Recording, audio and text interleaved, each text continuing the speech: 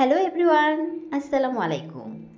আরেকটা সেলাইয়ের ভিডিও নিয়ে আপনাদের সামনে হাজির হয়ে গেলাম। ভেবেছিলাম আপাতত আর সেলাই করব না, মেশিনটা গুছিয়ে উঠিয়ে রাখবো। কিন্তু একদম লাস্ট একটা কাপড় আপনাদের ভাইয়া বলল এটা সেলাই করে তারপরে মেশিনটা উঠিয়ে ফেলো। এই কাপড়টা অবশ্য আমি এনেছিলাম একটা হিজাব বানাবো, কিন্তু এনে এখন আর হিজাব বানাতে ইচ্ছে করছে না। মানে কালো কাপড়, এই জন্য আমার মনে হচ্ছে কালো কাপড়ে অনেক গরম লাগবে। আর হিজাব সাধারণত আমার কাছে সাদা বা হালকা কালারই ভালো লাগে। তো অনেক দিন ঘরে রেখে দিয়েছিলাম, আজকে ফাইনালি এটা দিয়ে আমি একটা প্লাজো আর ছোট্ট একটা টপস বানাচ্ছি, যেটা কিনা আমি ঘরে পরতে পারবো বা রাতে পরে ঘুমাতে পারবো। একেবারেই ছোট একটা টপস হবে।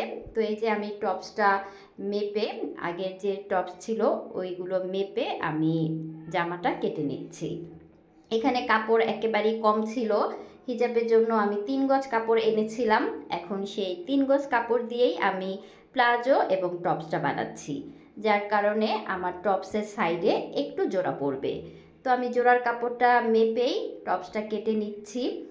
আর ঈদ মানেই আমার অনেক ঝামেলা থাকে, বিশেষ করে মেশিনে কাজ করতে হয়। এই কাজগুলো নিয়েই আমাকে অনেক সময় এখানে থাকতে হয়। আর এই কাজের মধ্যে তো ঘর সংসারে রান্না বান্না বা অন্যান্য কাজ আছে, মাঝে মাঝে শপিংয়ের জন্য একটু বাইরে যেতে হয়, বিভিন্ন কাজে বাইরে যাই। তো সেলাইয়ের পাশাপাশি সবগুলো কাজই করতে গেলে একটু হিমশিম খেতে হয়। প্লাজো এবং টপস দুইটাই কাটা হয়ে গেছে, এখন আমি সেলাই করছি। আগেই বলেছিলাম এই কাপড়গুলো একটু কম ছিল, যার কারণে গলার জন্য আমাকে এক কালারের কালো কাপড়টা ব্যবহার করতে হচ্ছে। অবশ্য কালো কাপড়টা ব্যবহার করাতে একটা সুবিধা হচ্ছে, কাপড়টা একটু মোটা থাকার কারণে আমাকে বক্রমটা ব্যবহার করতে লাগলো না। বক্রম দিয়ে জামা সেলাই করতে একটু দেরি হয় আর আমার কাছে একটু ঝামেলাও লাগে।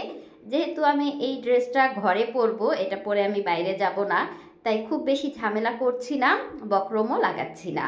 তো কালো কাপড় দিয়ে আমি গলাটা সেলাই করছি।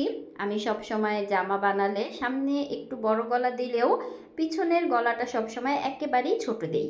তো এই টপসটার মধ্যেও আমি সেমভাবেই সামনে একটু বড় গলা, পিছনে একটু ছোট গলা দিলাম। এখন আমি জামার দুইটা পাশ সেলাই করছি। যেহেতু ছোট্ট একটা টপস, তাই এটার পাশে আর কাটা হবে না, ডাইরেক্ট সেলাই করে নিচ্ছি। টপসটা আমি যেহেতু সোজাসুজি সেলাই করলাম, তবে একটু ঝামেলা হয়েছিল, দুই পাশে আমার জয়েন দিতে হয়েছিল যে কাপড়গুলো আমি জোড়া দিয়েছিলাম। তো মোটামুটি জামা সেলাই করা হয়ে গেছে। এখন আমি জামার স্লিপটা অ্যাড করছি, বডির সাথে স্লিপটা আমি ঘুরিয়ে ঘুরিয়ে সেলাই করে নিচ্ছি।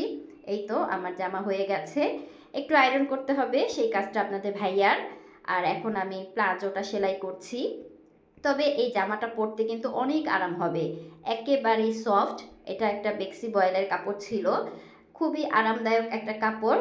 তো হয়ে গেল আমার প্লাজো এবং টপস। সবাই ভালো থাকবেন, আল্লাহ হাফেজ।